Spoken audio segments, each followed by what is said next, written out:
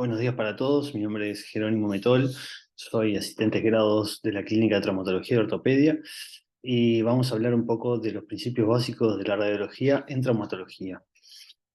Para empezar, tenemos que saber que la radiografía o los rayos X son parte esencial de la semiología en el contexto de un traumatizado, un politraumatizado y parte de la especialidad traumatológica. Esto es porque la radiografía nos permite confirmar el diagnóstico ante el que estamos, valora la evolución de una enfermedad y también nos sirve como documento médico-legal. También tenemos que hacer uso racional de la radiografía, es decir, solicitarla siempre en el contexto de un síndrome fracturario, bien, como vamos a ver más adelante. Tenemos que solicitar siempre estudios ortogonales en dos planos, ¿sí? Para valorar los estudios, el sector a analizar. Esto es, tenemos que valorar las estructuras en dos dimensiones, en el frente y en el perfil. Esto es porque si bien en un enfoque puede parecer una cosa, como es en este caso en el perfil de esta radiografía de puño, en el frente vemos que no es tan así y que puede ser otra cosa, como en este caso es la fractura del hueso escafoide, por lo tanto estamos haciendo el diagnóstico de una fractura que si hubiésemos pedido solo el perfil, hubiese pasado desapercibida. La mnemotecnia para la lectura de las radiografías es esta que utilizamos, el MERP. ¿Sí? La vamos a ir desglosando en la medida que vayamos avanzando en la clase, pero sus iniciales significan morfología ósea, estructura ósea, relaciones articulares y partes blandas adyacentes. En cuanto a la morfología ósea, tenemos que responder a la pregunta si hay fractura. Para definir fractura, la definimos como una solución de continuidad ósea producida por un agente traumático que vence la resistencia normal del hueso con una formación del hematoma fracturario y lesión variable de las partes blandas. Es decir, llamamos a las partes blandas a la piel, si es expuesta o no la fractura, si comunica o no con el exterior y que por definición las fracturas tienden a la consolidación espontánea. ¿Sí? Recuerden que el hueso es el único tejido del organismo que cura con hueso, es decir, no deja tejido fibroso, ¿sí? Tiende espontáneamente a la consolidación en condiciones normales, obviamente. Para detectar una fractura debemos recorrer entonces las corticales de los huesos afectados, siempre apoyándonos en la clínica del paciente. Es decir, si le duele el maleo externo, tenemos que ir a prestar mayor atención al maleo externo. Fíjense cómo vamos recorriendo las corticales y evidenciamos en este caso una fractura del maleo externo, tanto en el frente como en el perfil. En la tibia vemos que no hay nada y ya vemos la fractura o la solución de continuidad ósea en el maleo externo. En el otro caso, de la tibia, vamos recorriendo las corticales de la tibia y vemos que hay una clara disrupción de las corticales óseas, ¿sí? Tanto en el frente como en el perfil, al igual que en el peroné. Por lo tanto, estamos ante una fractura de la tibia y el peroné. Acá vemos otro caso, ¿sí? En el fémur, recorremos las corticales, vemos que hay una solución de continuidad en el frente y en el perfil, y en el mismo caso, en el húmero proximal, con la fractura, ¿sí? De la cabeza y el cuello del húmero. Un tema importante a destacar en cuanto a las fracturas de la cadera es que cuando ustedes se encuentran ante un síndrome fracturario a nivel de la cadera, que es este típico caso de acortamiento del miembro inferior y rotación externa, pero tienen una placa normal, como es en este caso, ¿sí?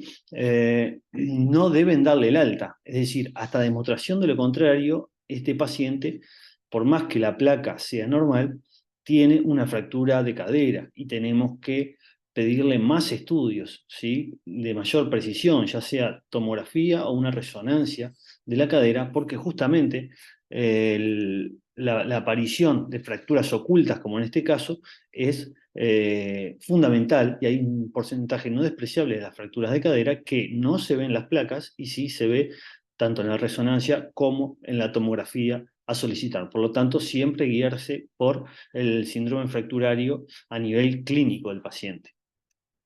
Pasamos a la E, a la estructura ósea.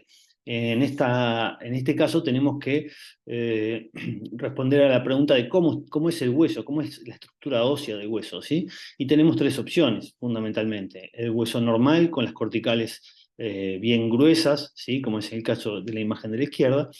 La estructura ósea tumoral, ¿sí? En este caso puede ser un hueso patológico, ya sea por una metástasis, como se ve en la cadera izquierda, una metástasis o un tumor óseo primario, y también puede aparecer el caso de una estructura ósea osteopénica, ¿sí? Con corticales finas, en el paciente añoso, en el contexto de una artrosis de la cadera. Esas pueden ser las tres opciones que nos podemos encontrar en esta etapa. Pasamos a la R, las relaciones articulares. Tenemos que definir si hay luxación o no. Esa es la pregunta que tenemos que responder. ¿Cuál es la definición de la luxación? Bueno, es una pérdida de las relaciones articulares que necesitan un gesto terapéutico para ser reducidas. Fíjense, en el caso de la pelvis, si trazamos una línea que une el anillo obturatriz con el cuello del fémur, es armónica y simétrica de los dos lados, ¿sí? Eso nos habla de que es una articulación congruente, sana, ¿sí? Pero en el otro caso, siempre comparen con el lado sano, hacemos el trazado del arco de Shenton, que es ese arco que une el anillo obturatriz con el cuello del fémur. Del lado derecho es sano, mientras que en el lado izquierdo vemos que hay una disrupción de este anillo. Por lo tanto, decimos que estamos frente a una luxación de la cadera, una luxación traumática de la cadera en este caso, ¿sí? Por la pérdida de las relaciones articulares normales del segmento óseo. En este caso, lo mismo. Pasamos al tobillo. Fíjense cómo la armonía de la articulación tibio-astragalina, en tanto en el frente como en el perfil, es bien simétrica, armónica, pero en el caso de una luxación, ¿sí? Vemos cómo se pierden las relaciones articulares normales de la tibio-astragalina, ¿sí? De la articulación tibio-astragalina, viendo también superposición de huesos acá en el frente, que no deberían ser. Como vemos en la parte normal, en la placa normal, no hay superposición. En el caso de la luxofractura, que en este caso sí lo hay en el frente. También tenemos que hacer hincapié en lo que es la radiología de la mano o del puño, ¿sí? Ustedes cuando se enfrentan siempre a una placa de puño, ¿sí? Siempre tienen que contar 8 huesos del carpo, ¿sí? Existe una mnemotecnia para esto, ¿sí? Los primeros 4 huesos de la fila proximal, es decir, los huesos que están contra el radio, la mnemotecnia es Pepe, ¿sí? Escafoides, semilunar, piramidal y pisiforme, desde radial a cubital, ¿verdad? Y la segunda línea, ¿sí? O la línea, o la fila distal, que está contra los metacarpianos, ¿sí? La mnemotecnia es TTGG, es decir, trapecio, trapezoide, hueso grande y ganchoso, ¿sí? Para detectar luxaciones, ¿sí? O alteraciones en este enfoque de frente, ¿sí? Tenemos que darnos cuenta que la altura normal del carpo es la mitad de la altura normal del tercer metatarsiano, como se ve en la figura. En el perfil es un poco más difícil contar el conteo de esos huesos por la superposición de los mismos, que esta superposición sí es normal, ¿sí? Pero tenemos que destacar que tiene que haber una armonía en la alineación de estos 3 huesos, ¿sí? De esos 4 en realidad. El tercer metacarpiano, el hueso grande, el semilunar y el radio, ¿sí? Ven que están bien alineados eh, estos 4 huesos, y la altura también tiene que ser la misma, ¿sí? Como decíamos previamente, la mitad del tercer metacarpiano. Pero fíjense en este caso, si bien no parece que en la placa que está numerada con la letra A, no parece haber una fractura evidente, ¿sí? Vemos que hay cierta superposición de estos huesos de la línea proximal del carpo, ¿sí? Con el escafoides, el semilunar y el piramidal y el pisiforme. Por lo tanto, nos urge, ¿sí? Ver el perfil. Entonces vemos que la alineación, esta armonía que estaban alineados los 4 huesos en el perfil, vemos que no lo está, ¿sí? Vemos que hay una alteración de la morfología ósea, una pérdida de las relaciones articulares, por lo que configura una luxación del carpo. Siempre apoyándonos en la clínica del paciente, ¿verdad? Seguramente este paciente tenga la mano tumefacta, ¿sí? Con impotencia funcional, edema en el dorso, ¿sí? En la región distal del puño. Entonces, apoyándonos en eso, vemos que el diagnóstico se hace evidente. Pasamos a las partes blandas adyacentes. Acá nos tenemos que preguntar cómo están las partes blandas perióseas.